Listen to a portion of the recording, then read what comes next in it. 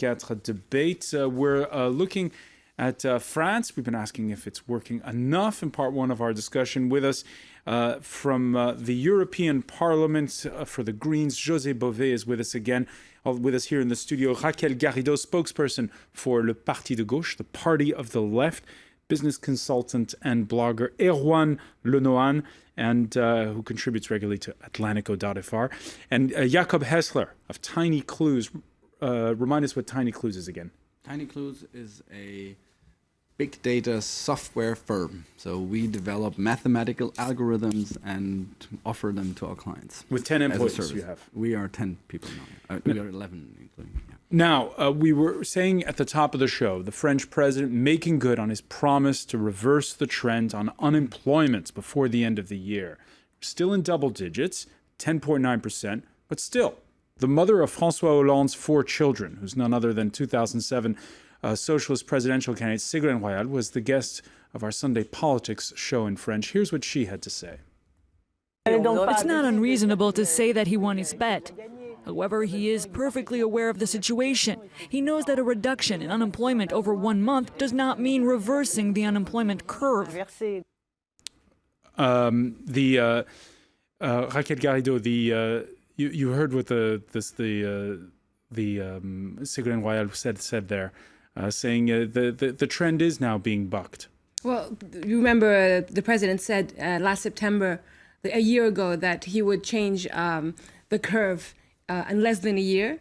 And now he's changing that position, saying that changing trends in employment or unemployment is going to take longer time. The fact of the matter is that he cannot create more jobs in the current situation of France. France, because of austerity plans, is throwing all of our economy into deep depression. And since all of the Eurozone is stuck in those same sort of austerity plans, there just simply are no clients for anything. So even, on the one hand, no one's inventing new stuff. No one's bringing solutions for the current problems, the existing problems. For instance, on ecological matters, we have to organize the transition of our production in France, in Europe, in the world. Who's working on that? With what public money? At least in France, the government isn't doing anything. So we're just depressing and depressing and depressing, losing jobs. This is going nowhere, and that's one of the reasons why there's very, very high opposal to the government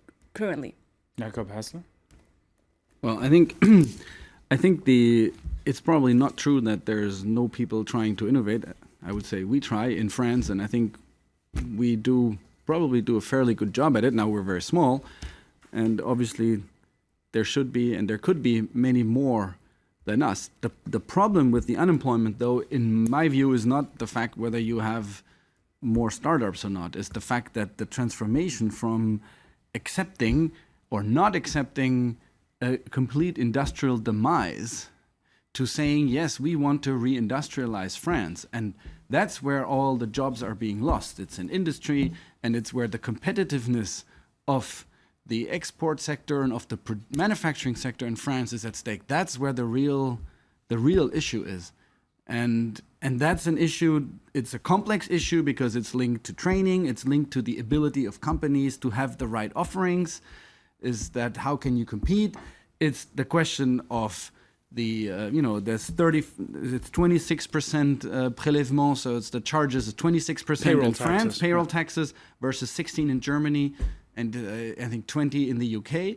Now, whatever salary you pay, and if you want to increase in salary, you add that on top. So that's just a fact. The number of hours worked totally per year in France are much lower, even though French, when they're not employed, work a lot. So it's just a complicated and complex situation, and that's where I think things should tackle. Erwan Lenohan, is it as simple as the French just have too many taxes to pay? It's not that simple, but that's not what he said. And we have issues that are, as he said, the real issue is for France is an issue on the offer side. It's not an issue on demand, because in France, I'm sorry, but we do not have austerity.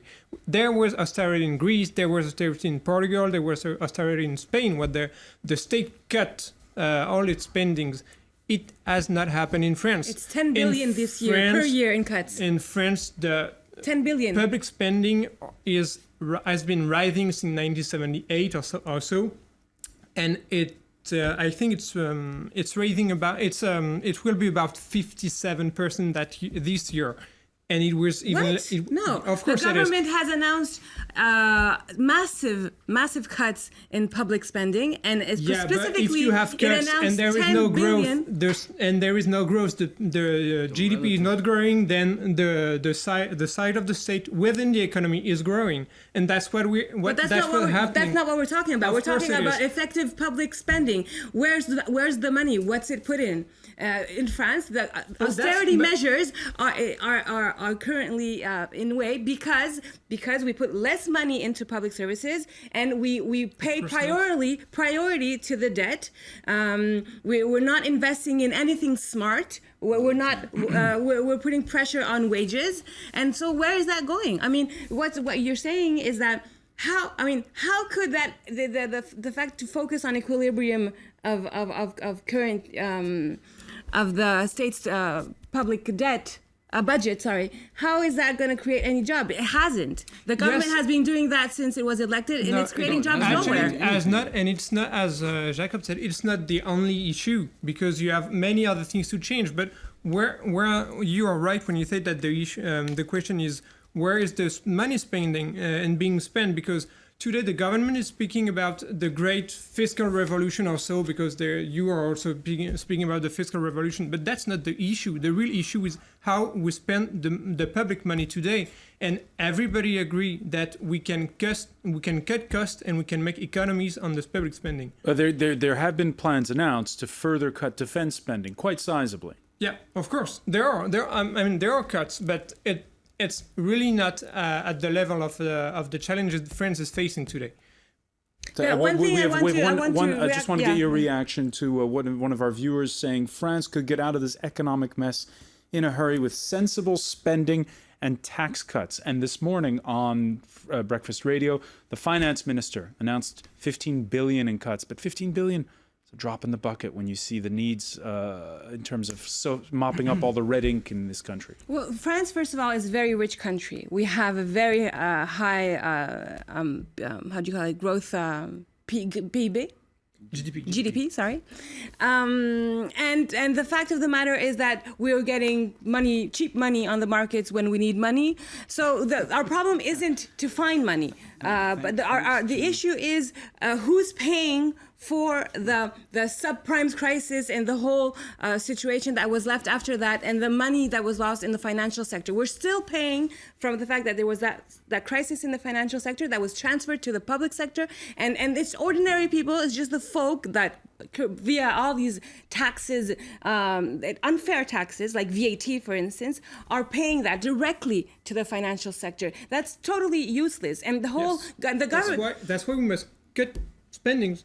No, the only reason why the government is cutting spendings is to pay more to the financial sector. If the debt were so cheap, or is so cheap, then serving it shouldn't be such a problem. The fact that France can borrow at relatively low cost has to do with the fact that it is part of the Eurozone, and the reason that the Eurozone has comparatively low interest rates is due to the fact that it is assumed, for right or wrong, that the countries within the Eurozone respect certain rules of fiscal sanity. No, the other countries in the Eurozone are having very high rates on the markets, up to 17 or 18%. They're not as important as France. Exactly, so it's not about the Eurozone. No, it's because France is a big country and it matters. And so France, if it decides, the problem with France, in my view, is that people are mixing up the fact that there is the need to reduce the part of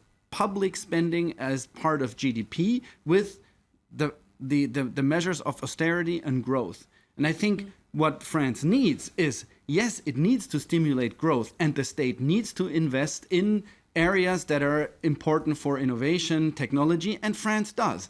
But in order to finance that, it needs to reduce its spending. And spending means also France spends 30 billion on training, on professional training every year. Has anyone ever looked at who gets these 30 billion? When they did the same in Germany, now I'm German, maybe I'm biased, but what they found out is that most of that money was given to those who needed least. Well, currently the government, what the government is doing is... Look at unemployment benefits. How can it be that when you make a lot of money, and I'm not talking about people who have the SMIC and who are being fired from a factory somewhere where the signature. I'm talking about all the people around in Paris who make very nice salaries. They get up to 7,000 euros so what per do you month suggest, that in they get unemployment nothing? benefit. They get less. The, why do you pay money? I don't know why you always target the people? workers. I'm not talking. I'm not talking workers. I'm talking workers. No, I'm talking high wage. Well, I'm saying the workers. system. The system is skewed in that those who need it least get most out of the system, and that is fundamentally unjust. It doesn't work. 20 billion euros have been given to a tax cut to the French businesses on the premises that they needed that for international competition, when actually that is totally BS, because 80% of our national GDP does not come from international competition. 80% of our business is not in. You are right. It's the same issue. The state so is how come no one's reacting on those 20 billion and where that's going? The state is helping people who do not need it. It's yes, the guy who earn a lot of money, if they and help big businesses and it it's doesn't both. create It's jobs, the same. you're right. We have the ideology that that workers or big businesses can come and ask money to the state, and the state gives. And you are in the same philosophy. You are saying that maybe some companies should be helped, some workers should be helped. It's not how it is working today. It's actually not working. A couple of points on this. First of all, we have a comment from a viewer, Pankaj, who says French economy shrinks while German stays strong. Inequality of economic recovery grows between European countries, and of course always the comparisons there made with Germany. Now you picked up on all three of you making this point about those who get money for training and stuff aren't necessarily those who need it the most. This Monday, we're hearing loudest from what they are calling the Bonnet Rouge, and they've been doing go-slow operations around Paris, truckers marching alongside ag sector workers in Brittany. The latest march of the Red Caps, the Bonnet Rouge.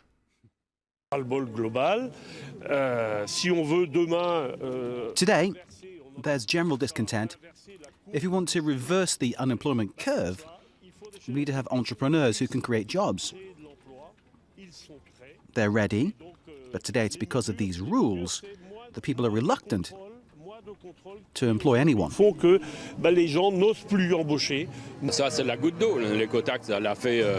is the last straw. The eco-tax. The countryside is boiling over, and we are fed up.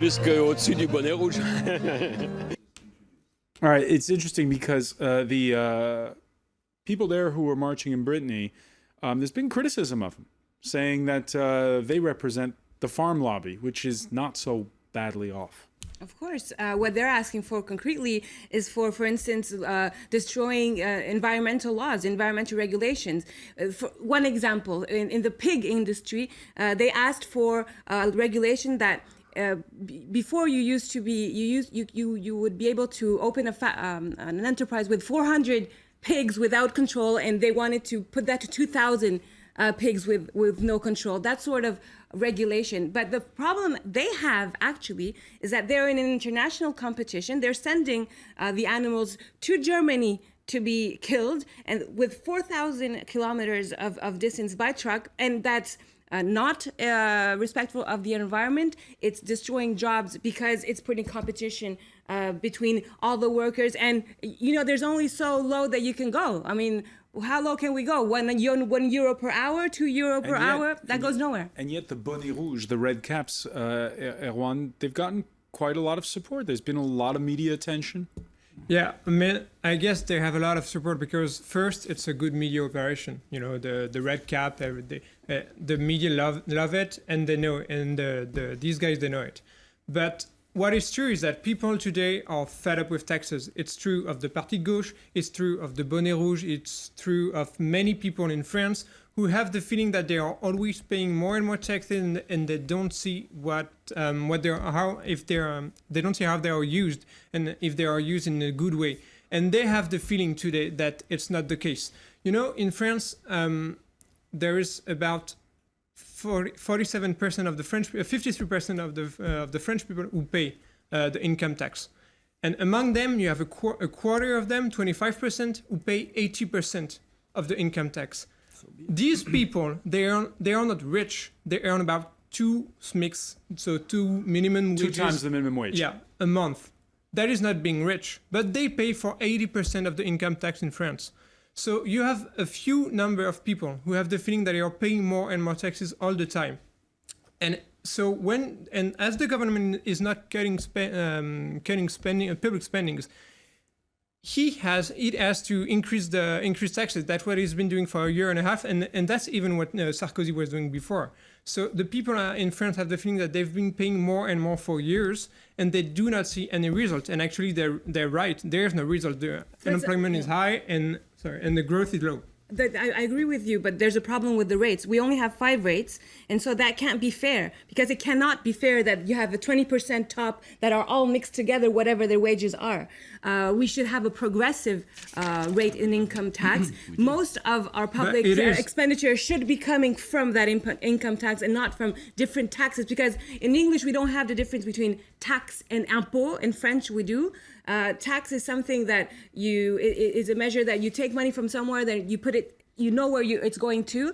And impôt, which is another word in French, means that it's the income tax basically, and you put in that for the public budget, and then the National Assembly decides where it's going. So you can actually planify, do important things, and you have only a small part of French budget that is on the income tax. It's always lower and lower ever for the rich. The current income tax, the highest level, is lower today than it was with the right-wing Prime Minister Raffarin, and it's always going lower and lower. And effectively, we have an unfair fiscal system. So people do not want to pay more taxes. Right, that's so true for an unfair in France about system. closing tax loopholes, obviously, and there's a talk about a tax reform.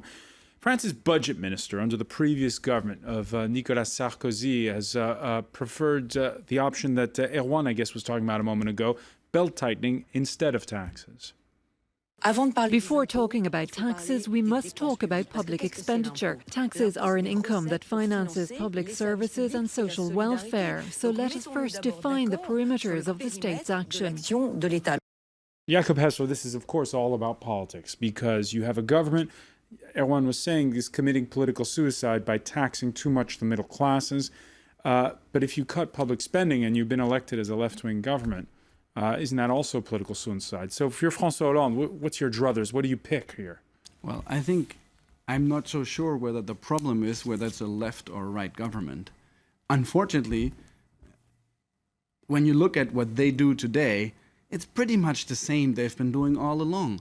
Look, after, maybe Nicolas Sarkozy was adamant about some reforms. Very quickly, he became like another Chirac. And Chirac never did anything. I think that's the real problem. The problem in France is that the sort of professional caste of politicians has been debating back and forth, and they're moving a little more to this, and then, yes, when the right comes to power, they will put in some more tax advantages for some of their little friends. Then comes the left, so in their mainstream left, so their little friends get their little advantage. In the end, we don't get the change that we need, which is a much more fundamental change. And it's that inability, which is, if I were François Hollande, I would really worry about. But that's not a party political issue, it's a citizen issue. And that's why I think it's interesting to look at these more citizen movements of what Denis Père, for example, who's just created. And I very much like when he said, La France est un surdoué qui s'ignore. France is an overgifted child that ignores itself. And I think part of what needs to be done is to rediscover the strength, is to rediscover where a government can invest. If it wants to invest, well, it needs to cut down on public spending to free the money to invest in those issues that are important. But then it needs to be the ones that are really important, not just another, here's your friends, here's a pressure group, etc. And when you draw on the German experience of a decade ago, which is now being reviewed, where there was this major look at everything, including labor relations, and as a result, we've seen good things and bad things. And right now, the pendulum seems to be swinging back the other way in Germany after the latest agreement between the Christian Democrats and the center left? Well, I'm not sure whether that's a question, but My question is when you look at the German example 10 years on, would you say overall it's been positive, and this is what France should aspire to? Well, I think that in Germany it was positive. I'm not sure whether it's something that France can aspire to, because the countries are different, and there are obviously side effects such as the wage disparity in Germany between the export-oriented manufacturing sector, where the wages are extremely high. They're more than the average hour cost in the car manufacturing industry is more like 45 euros an hour, but that's fine. Everyone is happy to pay that. Whereas in the service sector, it's much, much lower. But, that has led to a growth in service sector jobs where you could say, and that's what now this part of this bargain of this grand coalition is, whether you raise in those and how you raise without destroying too many jobs. How do you raise the sector? Overall, I think it was a success, though. Yes. Erwan Lenoir, they say, of course, the adage that's come up a lot since 2008 in the financial crisis is that a crisis is a terrible thing to waste. Have the French wasted their crisis? Well, the French, as Jacob said, the French government, from both left and right, they haven't been nothing for years. And the thing is, if you look at official reports, today we had the Jean-Paul Bailly report on working on Sundays. If you work at reports that were written at the beginning of this century, I mean in years 2000 and or so, you had the Rapport Pébreau, the Rapport Consu, and they were saying exactly what every experts are saying today. Like, we have to open to open French businesses to the world. We have to cut spendings. It's things we've known for years, but we have a government that both left and right that are taken by the different interest groups, and who are not able to change. But I think we should. So, but listening to you, it sounds as though France will never change. It can change. I think the issue is why people are so afraid of changing, and why are people always, why do people think that taxing the rich at 75% is a good thing? Or why do they think that you should increase taxes on other people? It's because the French society is frozen. So we have a state that has been distributing the rents either to workers or to big businesses. And since the beginning of the end of the last century, the state has been in crisis. It doesn't have any more money to spend. So everybody is fighting to get a piece of the money that is left. So in that general fight, everybody wants a bit of more money, but doesn't want to lose its money. So everybody is in favor of the status quo because they're afraid of what is going to change, of what is going to happen. And they're right, because if you look at schools, for example, which is, I think, at the core of the French problem today. When you're 6, if your father is unemployed, you have, I think, 7 times more risk to be late at school than if your father is a teacher. That means that we have a society that is organized by different levels, and you cannot climb the social ladder today in France. If your parents are poor, you will stay poor. If your parents are rich, you will stay rich. So when you're poor, you don't want to lose your money you have because you don't know what's going to happen. When you're rich, right, you don't want to change because you think your kid is going to become poor and stay poor. Very quickly, because we're almost out of time. Yeah, there is going to be big change in France, because France is in 1788. That's what the leader of your party said at the rally on Sunday. Exactly. The French Revolution was about taxes. It was about the right to decide on whether being taxed is legitimate or not. Article 14 of the Declaration of Human Rights states that as a citizen, I have to see by myself the need for taxes, and I have to agree with the fact of paying them. That's Article 14. The debate on taxes, or perhaps more, is just beginning. I want to thank you, Raquette Garrido. I want to thank Erwan Lenoir. I want to thank Jacob Hessler. Thank you for being with us here the France 24 debate.